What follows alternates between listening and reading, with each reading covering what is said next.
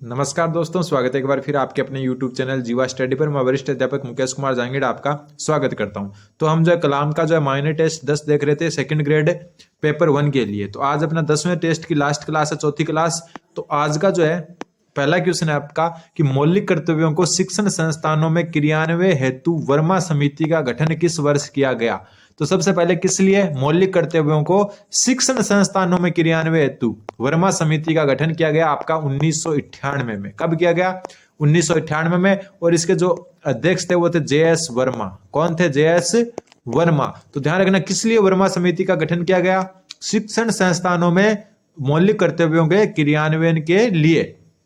अब एक बात आपको ध्यान यह रखनी है कि मौलिक कर्तव्यों से संबंधित दो समितियां हो गई। किससे? मौलिक कर्तव्यों से संबंधित दो समितियां हो गई। एक तो वह समिति जिसने इसको लागू किया था, वो कौन सी थी? स्वर्ण सिंह समिति, सरदार स्वर्ण सिंह समिति। ठीक है, सरदार स्वर्ण सिंह समिति। और इसमें कुल 12 सदस्य थे। कितने सदस्य थे?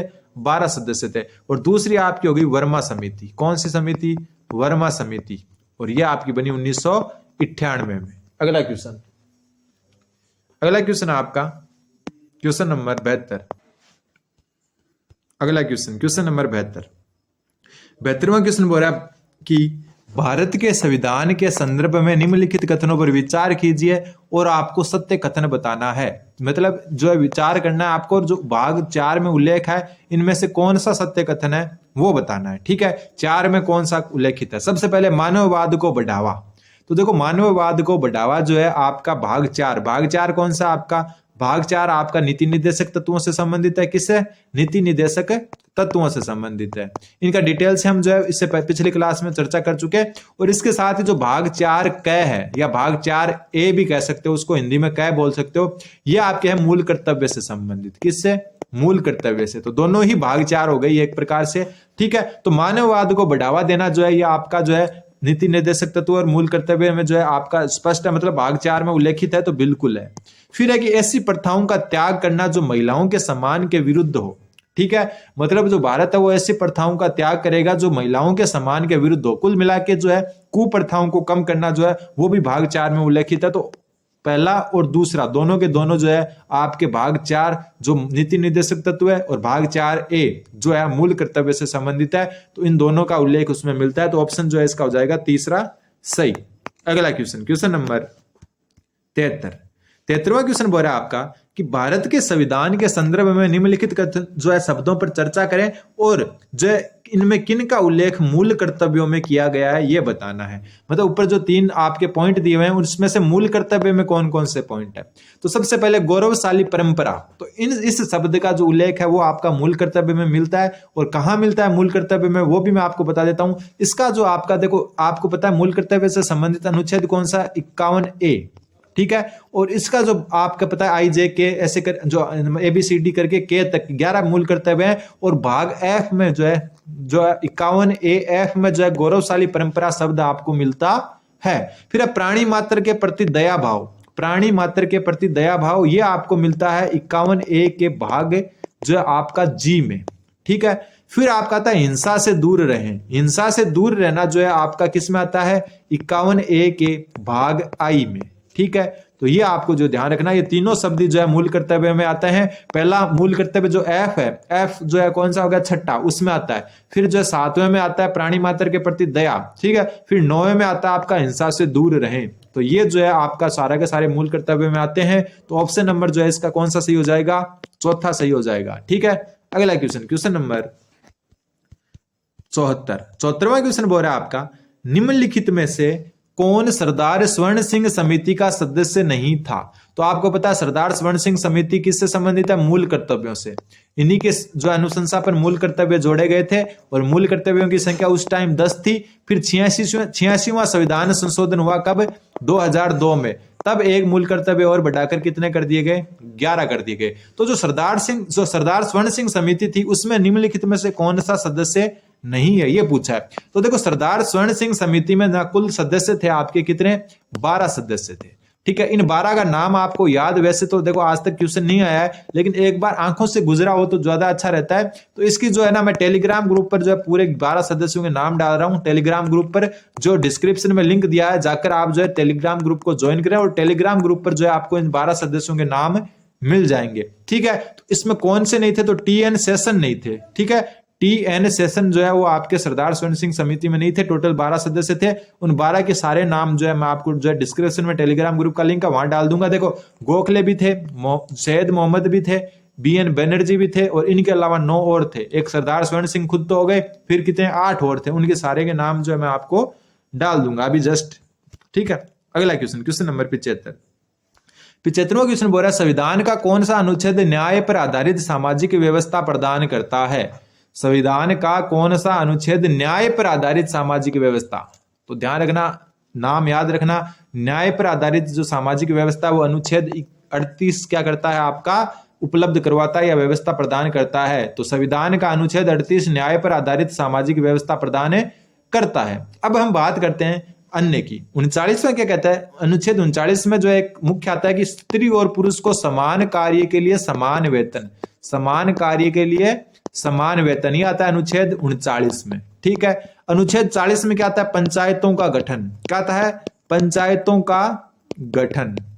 और अनुच्छेद 45 में क्या आता है? अनुच्छेद 45 में आता है 6 से कम वर्ष के बच्चों को, 6 से कम वर्ष के बच्चों को प्रारंभिक बाल्यावस्था शिक्षा, बच्चों को बाल्यावस्था शिक्षा, बाल्या मतलब जो है आंगनवाड़ी टाइप से बाल्यावस्था शिक्षा। तो ये अनुच्छेद 45 आपका कहता है। तो अनुच्छेद 38 न्याय पर आधारित सामाजिक व्यवस्था प्रदान करता है। क्वेश्चन नंबर 76वां क्वेश्चन क्या बोल रहा है कि सरकारी संपत्ति का संरक्षण करना, सरकारी संपत्ति का संरक्षण करना किससे संबंधित है? सरकारी संपत्ति या हम कह सकते हैं सार्वजनिक संपत्ति। ठीक है, दोनों नाम ही सही है, सरकारी संपत्ति या हम कह सकते हैं सार्वजनिक संपत्ति। और इसकी संरक्षण या रक्षा करना जो है आपका क्या है? आपका मूल कर्तव्य है। क्या है आपका? मूल कर्तव्य। और ये किसमें जो है आपका उल्लेखित है? तो ये संविधान के अनुच्छेद 51A के आई में, कौन से में? आई में, 9वें जो मौलिक कर्तव्य है उसमें उल्लेखित है। तो ये प्रकार का क्या मूल कर्तव्य है? सरकारी संपत्ति या सार्वजनिक संपत्ति का संरक्षण या रक्षा करना। अगला क्वेश्चन, क्वेश्चन नंबर 77वां क्वेश्चन पिछली क्लास में वैसे अपन कर चुके हैं, लेकिन फिर देख लेते हैं कि क्योंकि ऐसा जो है मैंने एक्स्ट्रा में बताया था और वही क्वेश्चन आ गया कि नीति निर्देशक तत्व के बारे में किसने कहा कि ये सामाजिक आर्थिक लोकतंत्र की स्थापना करते हैं? ठीक है, नीति निर्देशक तत्वों के बारे में ये किसने कहा कि ये सामाजिक आर्थिक लोकतंत्र की स्थापना करते हैं? तो ये किसने कहा? डॉक्टर भीमराव अंबेडकर ने। ठीक है, डॉक्टर भीमराव अंबेडकर ने कहा कि जो नीति निर्देशक तत्व है ये सामाजिक आर्थिक लोकतंत्र की स्थापना करते हैं। तो स्वतंत्र का जाएगा ऑप्शन नंबर 4। अगला क्वेश्चन, क्वेश्चन नंबर 78वां क्वेश्चन बोल रहा है, राज्य सहकारी समितियों की स्वैच्छिक निर्माण, उनके कार्यकरण, लोकतांत्रिक नियंत्रण और व्यावसायिक प्रबंधन उल्लेख का किस अनुच्छेद में किया गया है? ठीक है, कुल मिला के जो है सहकारी समितियां होती है ना, कोऑपरेटिव कमेटीज। ठीक है, जो सहकारी समितियां होती है उसका स्वैच्छिक निर्माण, उनके कार्यकरण, लोकतांत्रिक नियंत्रण और उनका जो प्रबंधन है, इसका उल्लेख किस अनुच्छेद में मिलता है? तो ध्यान रखना, सहकारी समितियों से संबंधित आपका जो अनुच्छेद है वो कौन सा है? मोस्ट इंपोर्टेंट क्वेश्चन बनता है। तो इसका उत्तर हो जाएगा 43B। अनुच्छेद 43B जो है आपका सहकारी समितियों के स्वैच्छिक निर्माण की इजाजत प्रदान करता है। इसके अलावा 43A क्या कहता है? 43A कहता है श्रमिकों की औद्योगिक प्रबंधन में भागीदारी, श्रमिकों की औद्योगिक प्रबंधन में भागीदारी, औद्योगिक प्रबंधन में भागीदारी। ठीक है, उसके मैनेजमेंट में क्या होनी चाहिए? भागीदारी होनी चाहिए, भागीदारी। ठीक है, तो ये ध्यान रखना। 43A कहता है। 51A क्या कहता है? 51A तो अपने मूल कर्तव्यों से संबंधित है। किससे? मूल कर्तव्यों से संबंधित है। 44वां क्या कहता है? 44वां देखा, शब्द को पकड़ना। 44वां कहता है नागरिकों के लिए एक समान सिविल संहिता, एक समान सिविल संहिता, ये कहता है अनुच्छेद 44। देखो 44 में 4 दोनों एक जैसे हैं, तो मतलब एक समान सिविल संहिता, ऐसे याद रखा था मैंने। तो कैसे कि 4 यानी एक जैसे, तो एक समान सिविल संहिता नागरिकों के लिए। तो ये हो गया आपका ऑप्शन 4। तो ऑप्शन 2 इसका सही उत्तर हो जाएगा। सहकारी समितियों का स्वैच्छिक निर्माण आपका अनुच्छेद 43B के अंतर्गत आता है। अगला क्वेश्चन, क्वेश्चन नंबर 79 क्वेश्चन बोल रहा है किस निर्देशक सिद्धांत पर गांधी जी के दर्शन का प्रभाव नहीं है। यहां पर नीति निर्देशक है, किस नीति निर्देशक सिद्धांत पर गांधी जी के दर्शन का प्रभाव नहीं है पूछा है। ठीक है, जो नीति निर्देशक तत्व है उस पर किस पर जो है गांधी जी का प्रभाव नहीं है। सबसे पहले ग्राम पंचायतों की स्थापना, तो आपको पता है जो है ग्राम पंचायतों को जो है गांधी जी का फुल सपोर्ट था। फिर कुटीर उद्योगों को प्रोत्साहन, तो ये भी गांधी जी का एक सपना था, एक दर्शन था, क्योंकि वो खादी का काम करते थे। ठीक है, दूसरा है आपका समान कार्यों के लिए समान वेतन, तो यही इसका उत्तर हो जाएगा। इस पर गांधी जी के दर्शन का कोई प्रभाव नहीं है। फिर नशीले औषधियां, मदिरा पान निषेध, तो इस पर भी गांधी जी के दर्शन का प्रभाव है। ठीक है, पंचायतों को प्रोत्साहन, कुटीर उद्योगों को प्रोत्साहन, ठीक है, और मदिरा और नशीली औषधियों का सेवन जो है निषेध करना, ये सारे गांधी जी के दर्शन से प्रभावित है। लेकिन समान कार्य के लिए समान वेतन जो अनुच्छेद 39 में जो है उल्लेखित है, उस पर गांधी जी के दर्शन का कोई भी प्रभाव नहीं है। अगला क्वेश्चन, क्वेश्चन नंबर 80 क्वेश्चन बोल रहा है संविधान के किस भाग है यहाँ पर, ठीक है, भाषा नहीं है, भाग है। संविधान के किस भाग में कार्यपालिका से न्यायपालिका के पृथक्करण का उल्लेख है। तो कल ही बात कर चुके हैं अपन, कल का वीडियो नहीं देखा तो जरूर देखें। न्यायपालिका व कार्यपालिका जो है उसमें पृथक्करण होता है अनुच्छेद 50 में। कौन से अनुच्छेद में?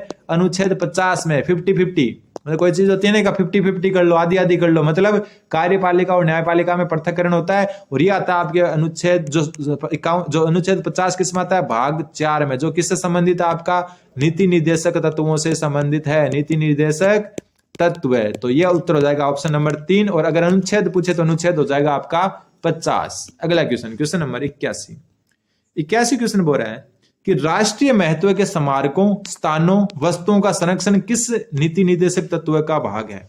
राष्ट्रीय महत्व के स्मारकों, स्थानों और वस्तुओं का संरक्षण किस नीति निर्देशक तत्व के तहत है? तो अनुच्छेद जो है 49 अनुच्छेद 49 क्या बोलता है कि आप राष्ट्रीय महत्व के स्मारकों, स्थानों और वस्तुओं का संरक्षण करेंगे। ठीक है, अनुच्छेद 50 के बारे में पढ़ चुके ऊपर कि क्या होगा, न्यायपालिका और कार्यपालिका में शक्ति पृथक्करण। अनुच्छेद 47 किससे संबंधित है? तो देखो अनुच्छेद जो 47 है वो आपका संबंधित है पोषाहार स्तर व जीवन स्तर जो है सुधारना, पोषाहार स्तर व जीवन स्तर सुधारना। ठीक है, मतलब जो है बच्चों या महिलाओं या जो है आपके जो राज्य हैं वो अपने जो नागरिकों का पोषण स्तर और जीवन स्तर को क्या करेंगे? सुधार करेंगे, अनुच्छेद 47 में। अगला क्वेश्चन, क्वेश्चन नंबर आपका 82 क्वेश्चन बोल रहा है नीति निर्देशक तत्वों के संबंध में निम्नलिखित में जो कथन है उन पर विचार करना और सत्य कथन बताना है। सबसे पहला, नीति निर्देशक तत्वों की प्रकृति सकारात्मक होती है, बिल्कुल सही है। ठीक है, ये सकारात्मक प्रकृति के होते हैं और जो मौलिक अधिकार होते हैं ना वो नकारात्मक प्रवृत्ति के होते हैं, नकारात्मक प्रवृत्ति के। ध्यान रखना, मौलिक अधिकार आपके नकारात्मक प्रवृत्ति के होते हैं और नीति निर्देशक तत्व सकारात्मक प्रवृत्ति के होते हैं। नीति निर्देशक तत्व सामुदायिक हितों पर बल देते हैं, तो बिल्कुल सही है। सामुदायिक मतलब पूरे राज्य के जो है पूरी एक बड़ी जनसंख्या के जो है हितों को पर बल देते हैं, बिल्कुल सही है। नीति निर्देशक तत्व वाद योग्य हैं, बिल्कुल नहीं। नीति निर्देशक तत्व वाद योग्य नहीं है, तो ये गलत हो गया, वाद योग्य है ही नहीं। वाद योग्य का मतलब है अगर ये जो सरकार पर छोड़ा गया है कि सरकार अपने पास प्राप्त जो उपलब्ध संसाधन है उसके आधार पर राज्य की जनता के लिए ये काम कर सकती है। अगर जो है राज्य के पास संसाधन नहीं है तो कोई जरूरी नहीं है, मतलब आप न्यायालय में चुनौती नहीं दे सकते नीति निर्देशक तत्वों को, तो ये वाद योग्य नहीं है। तो पहले दूसरा सही है, तीसरा गलत है, तो ऑप्शन हो जाएगा आपका तीसरा सही। अगला क्वेश्चन, क्वेश्चन नंबर 83 क्वेश्चन बोल रहा है निम्न में से कौन सा तत्व नीति निर्देशक तत्वों में शामिल नहीं है? Good question. कौन सा तत्व नीति निर्देशक तत्वों में शामिल नहीं है? कुछ दशाओं में काम, शिक्षा और लोक सहायता पाने का अधिकार, बिल्कुल सही है। कुछ दशाएं ऐसे डिसाइड की गई है जिसमें आप कोई भी कार्य, कोई भी शिक्षा और लोक सहायता पाने का अधिकार रखते हैं। फिर कर्मकारों के लिए निर्वहन मजदूरी, तो ये भी आपका जो है नीति निर्देशक तत्व में होता है कि जो भी कर्म कार्य करने वाले मजदूर है उनको जो है उनके जो है निर्वहन मजदूरी दी जाएगी। फिर सार्वजनिक संपत्ति की सुरक्षा करना, तो इस क्वेश्चन में आप कंफ्यूज हो जाओगे, तो यही आपका नीति निर्देशक तत्व का भाग नहीं है। ये किसका है? यह है आपका मूल कर्तव्य का भाग, है ना, अलग। ठीक है, सार्वजनिक संपत्ति की रक्षा करना कहीं भी नीति निर्देशक तत्वों में नहीं है। यहां क्या है? राष्ट्रीय स्मारकों, ठीक है, स्थानों का संरक्षण, ये जरूर नीति निर्देशक तत्व में है, लेकिन ये किसके लिए है? ये नागरिकों के लिए नहीं है, ये राज्य यानी कि राज्य के लिए है, सरकार के लिए है। और जो सार्वजनिक संपत्ति का जो है कहीं उल्लेख नहीं है, राष्ट्रीय स्मारकों की बात हो रही है। और सार्वजनिक संपत्ति की सुरक्षा करना जो है मूल कर्तव्य, ना कि नीति निर्देशक तत्व है। फिर कृषि और पशुपालन का गठन, ये भी आपका नीति निर्देशक तत्व है। तो ऑप्शन 3 इसका सही उत्तर हो जाएगा, क्योंकि ये क्या है? मूल कर्तव्य है, नीति निर्देशक तत्व है नहीं है। अगला क्वेश्चन नंबर 84 नंबर क्वेश्चन बोल रहा है, थोड़ा छोटा कर लेते हैं। निम्न में से किस वाद में कहा गया कि नीति निर्देशक तत्वों को लागू करने के लिए मूल अधिकारों में संशोधन नहीं किया जा सकता? इंपॉर्टेंट क्वेश्चन बनता है और पॉलिटी सबसे हार्ड पूछी जाती है सेकंड ग्रेड में। निम्न में से किस वाद में कहा गया कि नीति निर्देशक तत्वों को लागू करने के लिए मूल अधिकारों में संशोधन नहीं किया जा सकता? तो इसका जो उत्तर है वो याद रख लेना, छाप लेना, गोलकनाथ वाद। और ये हुआ था पंजाब राज्य के खिलाफ, गोलकनाथ बनाम पंजाब राज्य वाद, और ये हुआ था 1967 में। ठीक है, एक मिनर्वा मिल्स वाद है। इसमें क्या किया गया? इसमें किया गया नीति निर्देशक तत्व, जो नीति निर्देशक तत्व है उनको मूल अधिकार या मौलिक अधिकार के पूरक घोषित किया गया, मूल अधिकार के पूरक घोषित किया गया, पूरक माना गया। ठीक है, ध्यान रखना। दो वाद मोस्ट इंपोर्टेंट है। गोलकनाथ वाद क्या कहता है कि नीति निर्देशक तत्वों को लागू करने के लिए मूल अधिकारों में संशोधन नहीं किया जा सकता, और मिनर्वा मिल्स वाद कहता है कि नीति निर्देशक तत्वों को मूल अधिकार के पूरक माना जाए। तो ये जो दो वाद आपको ध्यान रखने हैं। एक वाद और है, वो मैं आपको बता देता हूं, ये रहा। क्वेश्चन नंबर 85 कि किस वाद में समान कार्य के लिए समान वेतन का सिद्धांत मौलिक अधिकार नहीं माना गया? आपको पता, समान कार्य के लिए समान वेतन आपका नीति निर्देशक तत्व है। क्या है? नीति निर्देशक तत्व है। नीति निर्देशक ये जो है आपका कोई मौलिक अधिकार नहीं है, ये राज्य पर निर्भर करता है कि समान कार्य के लिए समान वेतन दे। ठीक है, महिला हो या पुरुष हो, कोई भी हो, समान कार्य के लिए समान वेतन मिलना चाहिए, महिला पुरुष का अंतर नहीं होना चाहिए। तो ये आपका नीति निर्देशक तत्व है। तो इसमें जो है कहा गया है कि किस वाद में समान कार्य के लिए समान वेतन का जो सिद्धांत है उसको मूल अधिकार या मौलिक अधिकार नहीं माना गया है। इंपोर्टेंट, अलग से नोट कर लेना। उत्तर होगा इसका राजेश कुमार गौड़ वाद। कौन सा वाद? राजेश कुमार गौड़ वाद। अगला क्वेश्चन नंबर 86 क्वेश्चन बोल रहा है, भारतीय संविधान के अनुच्छेद 48A के अंतर्गत पर्यावरण की सुरक्षा व सुधार हेतु किस वर्ष हरित प्राधिकरण का गठन किया गया? मोस्ट इंपोर्टेंट बात तो यह बनती है कि राष्ट्रीय हरित प्राधिकरण का गठन किस अनुच्छेद के तहत किया गया? तो 48A। ये अलग से ध्यान रखना है कि राष्ट्रीय हरित प्राधिकरण का गठन 48A के अंतर्गत किया गया। और ये कब किया गया? तो ये आपका किया गया 2010 को। ऑप्शन बी इसका सही उत्तर हो जाएगा। अगला क्वेश्चन नंबर 87 क्वेश्चन बोल रहा है, 1971 में बैंकों का राष्ट्रीयकरण किस नीति निर्देशक तत्व के क्रियान्वयन से संबंधित है? तो ये क्वेश्चन अच्छा बनता है कि सबसे पहले बैंकों का राष्ट्रीयकरण कब किया गया? तो ये 1971 में किया गया। ठीक है, और किस नीति निर्देशक तत्व के क्रियान्वयन से संबंधित है? तो ध्यान रखना, बैंकों का जो राष्ट्रीयकरण है वो आपका जो 1971 में किया गया था, बाद में भी किया गया लेकिन सबसे पहले 1971 में किया गया था। तो ये जो है ना आपके अनुच्छेद जो है 39B के अंतर्गत किया गया। इंपोर्टेंट बनता है, ध्यान आपको रखना होगा। अगला क्वेश्चन, ठीक है, क्वेश्चन नंबर 88 क्वेश्चन बोल रहा है कि निम्नलिखित में से असुमेलित बताना है। सबसे पहला अनुच्छेद 39F, ये कहता है बालकों के विकास हेतु अवसर देना, तो बिल्कुल सही है। अनुच्छेद 39C कहता है संपत्ति व उत्पाद के संकेंद्रण को रोकना, तो ये भी सही है। 39A कहता है सभी नागरिकों को आजीविका के लिए समान अवसर देना चाहिए, तो ये भी सही है। अब आता है कि 39A, ये कहता है समान नागरिक संहिता, जो क्या है गलत। क्यों? ये शब्द अलग है, समान नागरिक संहिता। और जो 44A है इसमें क्या लिखा हुआ है? इसमें आपका लिखा हुआ है कि नागरिकों के लिए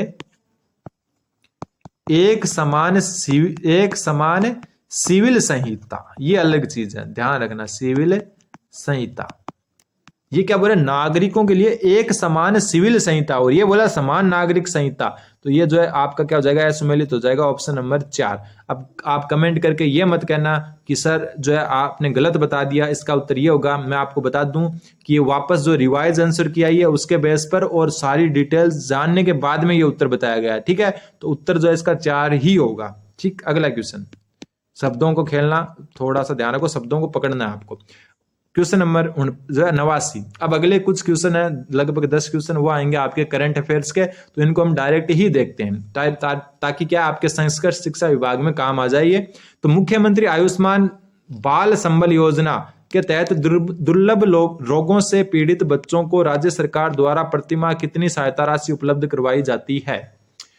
योजना का नाम देख लेना, मुख्यमंत्री आयुष्मान बाल संबल योजना के तहत दुर्लभ रोगों से पीड़ित बच्चों को राज्य सरकार द्वारा प्रतिमाह कितनी राशि उपलब्ध कराई जाती है? तो नोट कर लें 5,000 रुपए।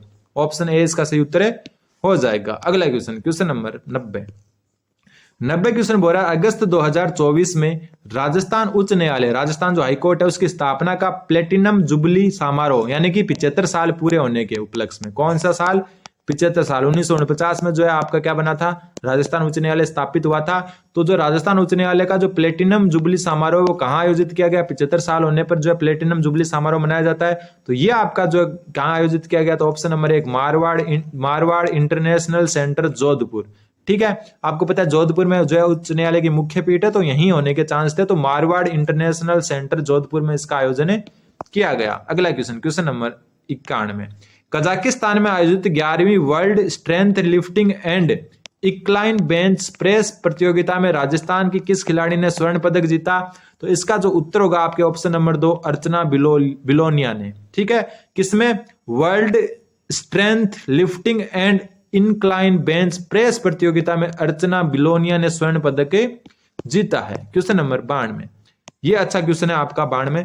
एसडीजी इंडिया इंडेक्स 4.0 है, उसमें राजस्थान कौन से स्थान पर रहा? तो राजस्थान आपका 1 और 1 11 पर रहा। ठीक है, अगला क्वेश्चन, क्वेश्चन नंबर 93 क्वेश्चन बोल रहा है आपका, ये क्वेश्चन भी अच्छा है कि राजस्थान के परिवर्तित बजट 2024-25 में स्टार्टअप फाउंडर्स व युवाओं की अपस्किलिंग करने के साथ साथ उनको स्किल्ड मैन पावर उपलब्ध कराने के लिए आई स्टार्ट के अंतर्गत लीप प्रोग्राम की घोषणा की गई है। और लीप प्रोग्राम का पूर्ण रूप क्या है? तो जो लीप प्रोग्राम है उसका पूर्ण रूप आपका लर्न अर्न एंड प्रोग्रेस। ठीक है, किसके द्वारा? आई स्टार्ट के अंतर्गत, किसके द्वारा?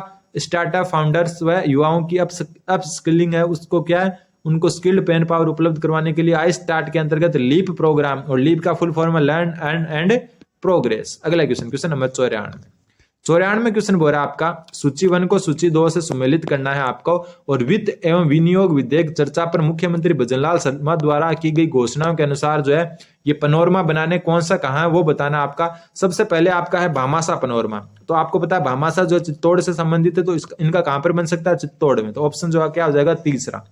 फिर एक खेमा बाबा जो है पेनोरमा, ये आपके जो है बालोतरा बाड़मेर से संबंधित है, तो खेमा बाबा का पेनोरमा कहां बनेगा? बालोतरा में। फिर आदिवासी पेनोरमा, इसमें थोड़ा कंफ्यूज हो सकते हो क्योंकि ये दौसा में बनेगा। कहां बनेगा? दौसा में। फिर राजा खेमकरण पेनोरमा, और खेमकरण जो आपको पता ही है जो भरतपुर जाट जो आपका जो वंश था उसके जो है राजा रह चुके हैं, तो राजा खेमकरण जो है पेनोरमा आपका कहां बनेगा? भरतपुर में। अगला question, question number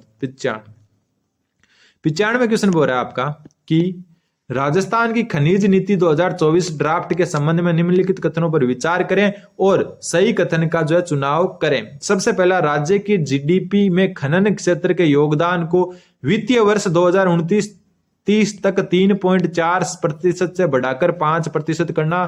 most important तो इसमें यह बनता सन कि जो राजस्थान खनिज नीति 2024 है उसमें टारगेट कब तक का रखा गया है, ये याद रख लेना आप, 2029-30 तक का, 2029-30 तक का 3.4 से 5% करना। इस नीति का उद्देश्य खनन क्षेत्र में निजी भागीदारी को बढ़ाना है, तो ये भी बिल्कुल सही है, निजी भागीदारी को बढ़ाना। तो ऑप्शन 1 और 2 दोनों सही हो गए। अगला क्वेश्चन, क्वेश्चन नंबर 96 क्वेश्चन बोल रहा है 3 सितंबर 2024 को मुंबई में आयोजित 27वीं राष्ट्रीय ई गवर्नेंस कॉन्फ्रेंस में सिलिकोसिस रोग की पहचान के लिए टेली रेडियोलॉजी और कृत्रिम बुद्धिमत्ता के अभिनव प्रयोग के लिए राजस्थान सरकार ने किस विभाग को राष्ट्रीय ई गवर्नेंस पुरस्कार 2024 से सम्मानित किया है? तो ध्यान रखना, उत्तर होगा आपका ऑप्शन नंबर 3 सामाजिक न्याय एवं अधिकारिता विभाग। इसका सही उत्तर हो जाएगा राष्ट्रीय ई गवर्नेंस गोल्ड पुरस्कार 2024। अगला क्वेश्चन, क्वेश्चन नंबर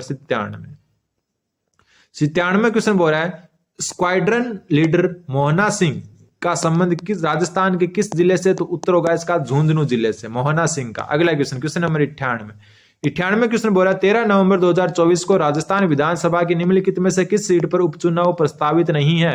सबसे पहले तो ध्यान रखना 7 सीटों पर उपचुनाव हुए थे अभी, ठीक है, और 2 पर पहले हो चुके, कर्णपुर और एक और सीट थी मेरे अभी याद नहीं आ रही, तो कुल मिला के अभी तक 9 जो है सीटों पर उपचुनाव हो चुके। ध्यान रखना मोस्ट इंपोर्टेंट बनता है, अभी तक राजस्थान में जो 18वीं जो विधानसभा चल रही है ना, कौन सी विधानसभा, 18वीं विधानसभा, इसमें अभी तक 9 सीटों पर उपचुनाव हो चुके हैं। 2 पर पहले हुए थे, 7 पर हुए हैं, और अब जो 7 थे उनमें से देखो रामगढ़ थी बिल्कुल, 84 थी बिल्कुल, देवली उनियारा बिल्कुल, सहाड़ा नहीं थी। ऑप्शन जो है 4 इसका सही उत्तर हो जाएगा, ठीक है। इसके अलावा एक आपकी झुंझुनू थी, कौन सी थी, झुंझुनू, और झुंझुनू के अलावा एक थी आपकी सलूम्बर, ठीक है, कौन सी थी, सलूम्बर, और एक आपकी कौन सी थी, खींवसर, खींवसर। तो कितनी होगी, 3 ये हो गई, 3 6, और एक आपकी दौसा होगी 7वीं, ये सीटें थी, ठीक है।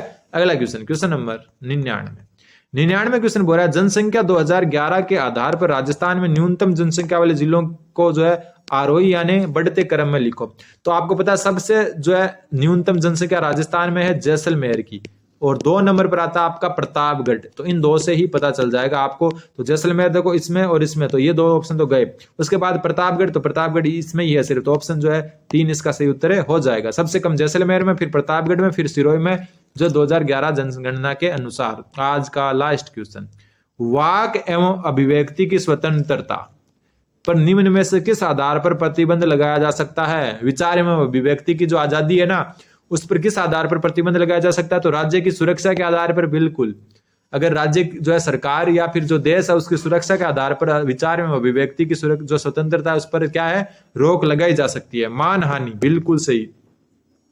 आपने देखा होगा कोई व्यक्ति कुछ बोल देता है किसी दूसरे व्यक्ति के बारे में, तो वो गलत होता है, तो वो उस पर मानहानि का केस कर देता है, तो ये भी इसका सही उत्तर होगा।